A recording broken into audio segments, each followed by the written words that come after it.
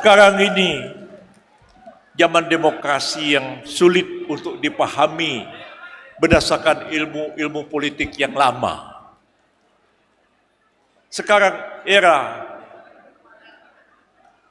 teknologi informasi, era digital, era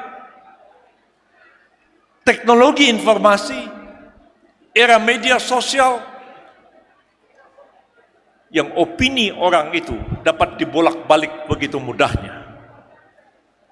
Sekarang orang tidak baca koran lagi, ya kan?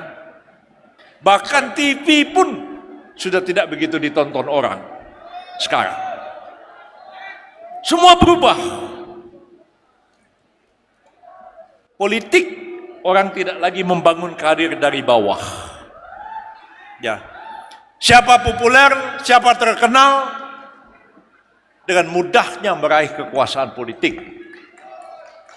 Bisa aja ada orang yang gak jelas asal-usulnya, main medsos setiap hari, macam-macam dipompakan, dibangun opini, dibangun tim, segala macam. Ahok aja bisa jadi gubernur DKI Jakarta, yang sama sekali kita tidak bisa membayangkan itu terjadi beberapa puluh tahun yang lalu. Saya pikir saatnya sekarang kita merenungkan ini. Sebab itulah PBB setelah menimbang-nimbang,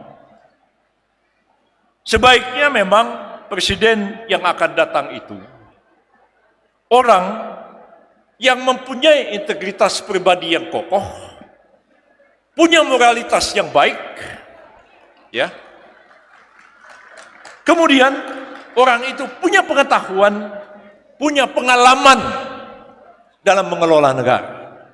Jangan sembarang orang dicomot, tiba-tiba didudukkan jadi pejabat, apalagi jadi presiden. Gimana negara ini mau maju?